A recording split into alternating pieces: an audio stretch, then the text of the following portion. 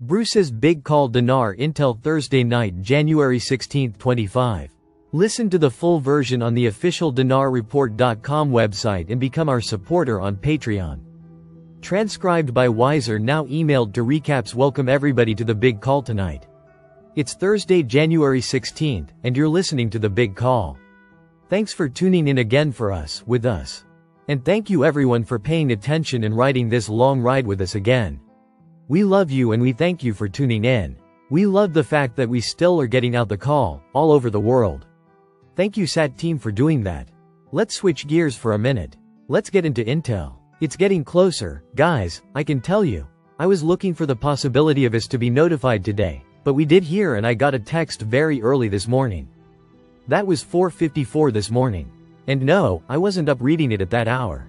Sorry, I caught it a little later in the morning, but it said that the dinar, the Iraqi dinar, which is the linchpin of all of the currencies that are going up in value, these exotic currencies that are going up into normal trading ranges, was on the Forex today.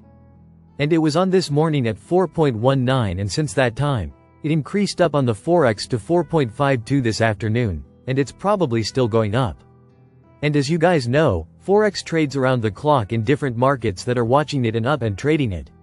But that's pretty cool, and it doesn't mean our rate is going to be there, or even the bank rate is going to be there. It could be higher, and I know it is higher now than that, even at the banks. But we're most concerned with the dinar at the contract rate, which our contract rate on the dinar is tied to North Sea Brent crude oil, which seems to be the price that Iraq has sold their oils for. It's within $1 or so of whatever the North Sea Brent crude price is, and if it's 80, well, that's what the contract rate is, and that's the North Sea Brent crude price yesterday. So it fluctuates a little up, a little down, but it's trending up, it's trending higher. So that's a good thing to be aware of. What I like is the fact that we do have some contacts that are important.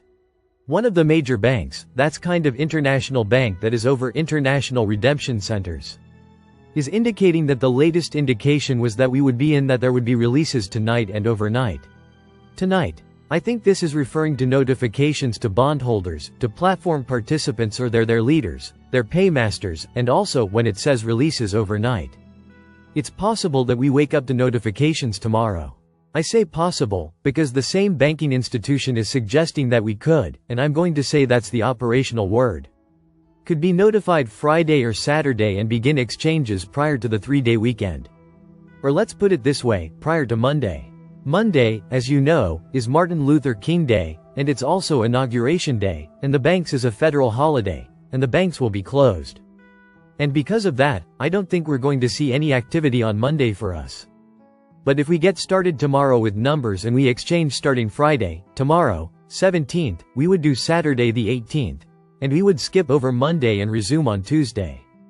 Or we would skip over Sunday, and Monday. No, I've got that wrong. I'm going to rewind that in my mind. If we started tomorrow, and we could start exchanges on Friday, we would also go Saturday and Sunday at the redemption centers, not the banks, but at the redemption centers. Then we would skip over Monday and resume on Tuesday. That's if it were to start Friday or Saturday. That would be the timeline. Which is exciting. Now, listen, I have been told two different things. I've been told that we would get started Friday or Saturday, and I've also been told we could start if they don't let it go. And that's how they put it, if they don't let it go this 3-day weekend. Really it's 4-day if you count Friday.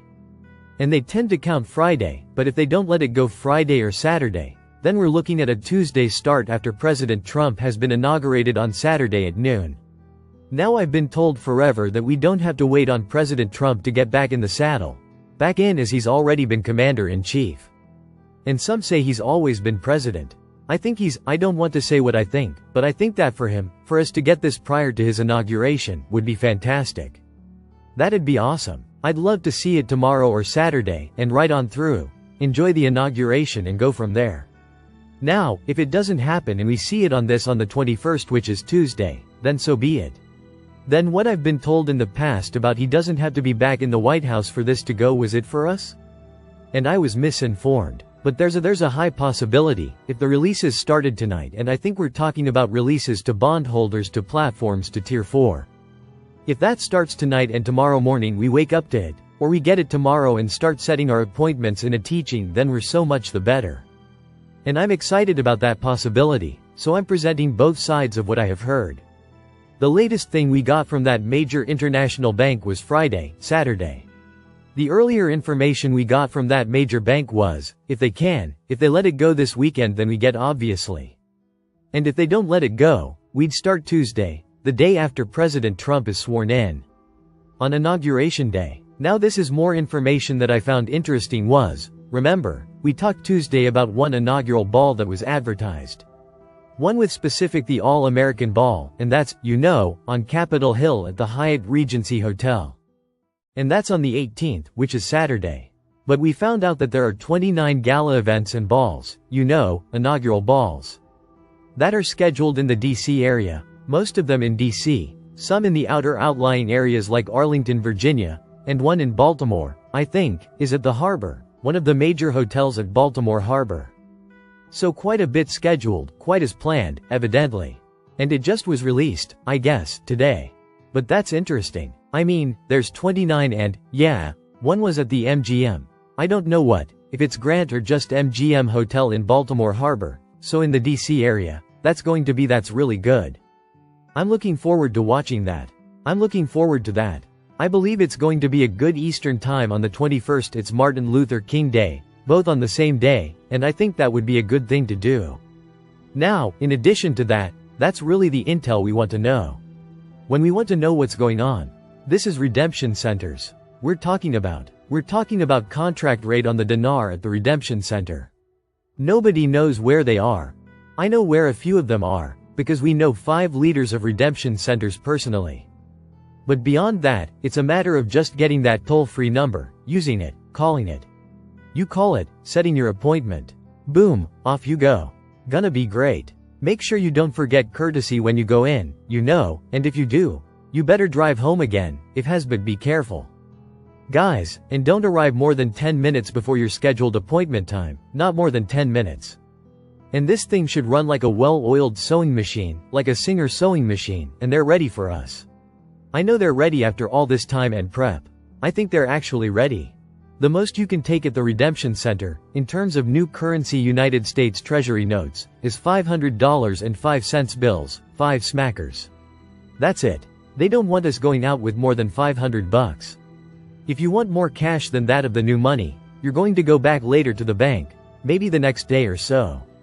We can only assume that the new currency will be out in the banks when we're in for our exchanges. It should be operational, or it should. Let's see, the banks have had it for a year and a half. So have the redemption. They've had it, the new currency. They just don't have it in the telcos yet. But they might soon, like this by a couple of days. They might not bring it out till Tuesday. Don't know, just saying, but we can come there with 500 different and it comes out of your total. You're going to get a Q phone as well. If you're a SIM holder, 1 per customer Q phone. It's a satellite phone that work all over the world. It's like a satellite phone with using the Starlink satellite system, and it is secure to move money from your quantity into your primary and secondary bank accounts. So we'll see what's going to be able to do. I think it's going to be kind of amazing that we can do that, securely. Let's see what else. We don't have time if they're coming out tomorrow, if they're coming out Saturday, when they're coming. We just don't have it. But we did hear later tonight that we had an image of a green light. Green light means go. Of a green light indicating everything is a go. Releases have begun and will continue overnight. Now that's what I'm getting. I'm only giving you what I received. Single quote. You guys have a great weekend. This should be an excellent weekend between the timeline that we created, starting Tuesday to the Martin Luther King Day on Monday and the inauguration on Monday. And then we are definitely off to the races, if not before we would be on Tuesday, off to the races, and maybe as early as Friday or Saturday. So let's pray the call out. Listen to the full version on the official DinarReport.com website and become our supporter on Patreon. Source: Dinar Recaps.